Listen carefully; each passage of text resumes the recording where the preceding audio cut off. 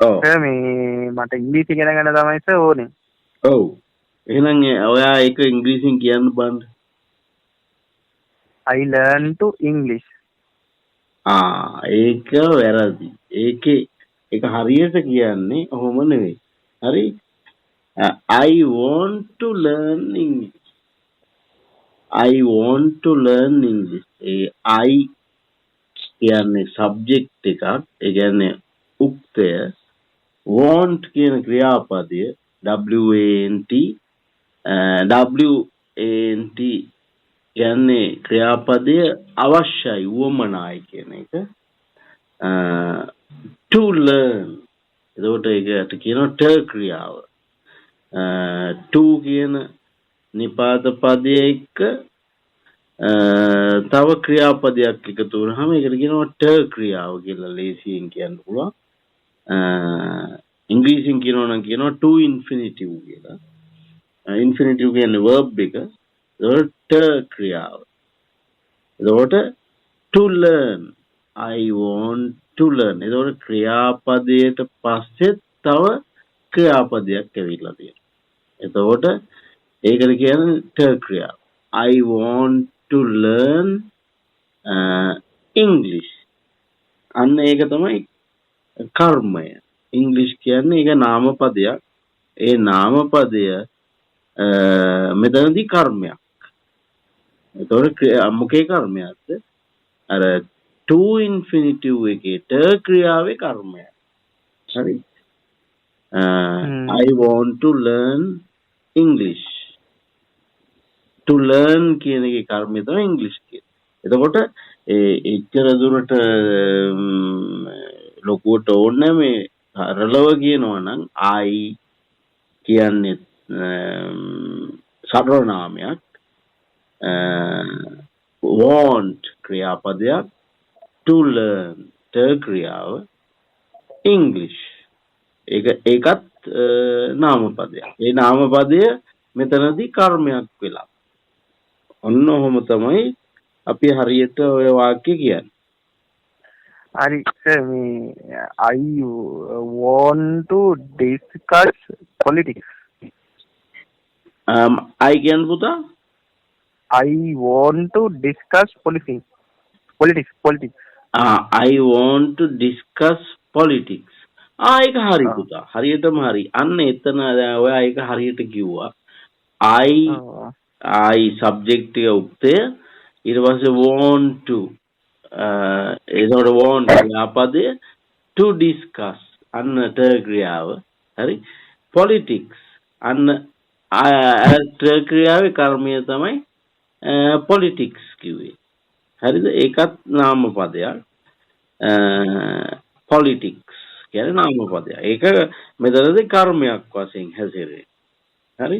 එතකොට හරි. ඔයා හොඳට ඉගෙනගෙන තියෙනවා අර මං කිව්ව ස්ට්‍රක්චර් එක. මම කියන්නේ වාක්‍ය ව්‍යුහය. වාක්‍ය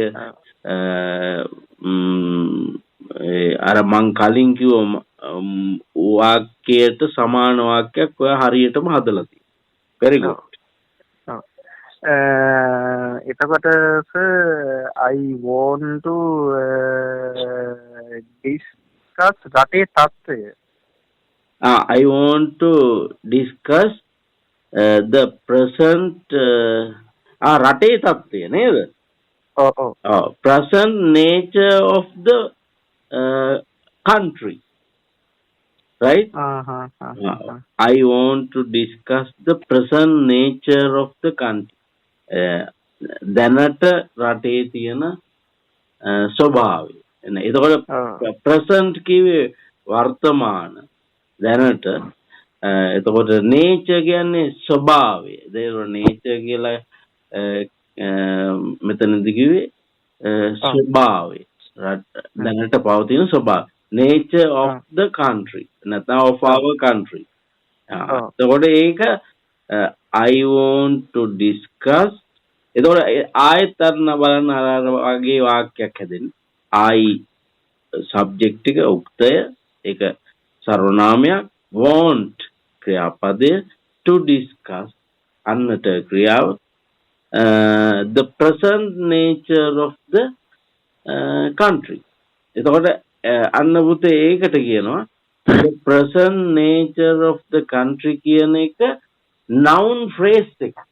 එතකොට දැන් ඒක noun phrase එකක් කියන්නේ දැන් noun එකක්ම තමයි ඒ noun එකක් විදියට හැසිරෙන noun එකක් කිව්වම පුතා තනි වචනයක් නේ සාමාන්‍යයෙන්.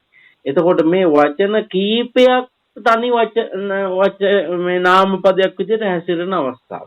අන්න කියනවා noun phrase එක. The present nature of the country. හරිද? දැක්කද? The present nature of the country. එතකොට ඒකට noun phrase එකක් කියලා කියනවා. හරි? තනි noun එකක් විදියට හැසිරিলা තියෙනවා. හරි? එතකොට ඔයා ඒ හදපු වාක්‍යයේ අපි දැන් මුලින් ඉඳන්ම දැන් තුන්වෙනි වාක්‍යනේ ඕක. ඒ තුනම එකම ස්ට්‍රක්චර් එකේ වාක්‍ය. එකම ආකාරයේ වාක්‍ය. ඔව්. Today weather rainy day or dry day. ඒ කියන්නේ මේ අද වහින දවසක්ද පායන දවසක්ද කියලා. ඒකයි ඔයාට අහන්න ඕනේ නේද? Will it rain today? Will it rain today? එතකොට ඒකෙන් කියන්නේ අද වහින දවසක්ද? හරිද? අන්න ඒකයි. Will it එතකොට will කියලා එතන කිව්වේ ක්‍රියාපදයක්. ඒක උපකාරක ක්‍රියාපදයක්. හරිද? එතකොට දැන් ඒක yes no ප්‍රශ්නයක් තමයි මෙතන. අර ප්‍රශ්න වර්ග දෙකක් තියෙනවනේ. interrogative form එහෙම නැත්නම් yes no ප්‍රශ්න.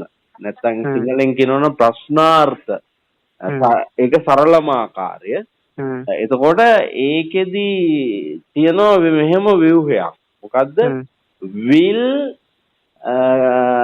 it rain today? එතකොට උක්තය දෙවනියට තියෙන පුතා. හරිද? will කියන helping verb එක මුල තියෙන්නේ. it දෙවනියට උක්තය. rain අන්න ඒක ක්‍රියාපදයක්. එතකොට ඒක full verb එකක්. හරිද?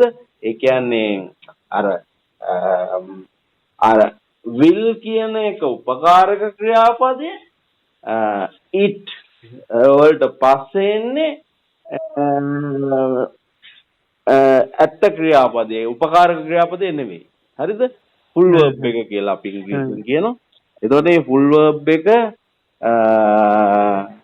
rain කියන එක. rain කියන එක සාමාන්‍යයෙන් කට්ටිය කියනවා නාමපදයක් වශයෙන් උත්පාවිච්චි කරනවා. හැබැයි මෙතන rain කියන්නේ වහිනවා කියන එක. ඒක ක්‍රියාපදයක් මෙතන. හරිද? rain කියන එක නාමපදයක් වශයෙන් උත්පාවිච්චි කරන්න පුළුවන්. හැබැයි මෙතනදී ක්‍රියාපදයක්. will it rain today? එතකොට today කියන්නේ adverbial of time. එතකොට ඒ කියන්නේ කාලය අඟවන අවස්ථාව. එතන මේ කාලය අඟවන මේ ක්‍රියා විශේෂණයක්. මොකද rain කියන ක්‍රියාපදයට උදව් වෙන නිසා ඒක ක්‍රියා විශේෂණයක්. කාලය අඟවනවා. හරිද?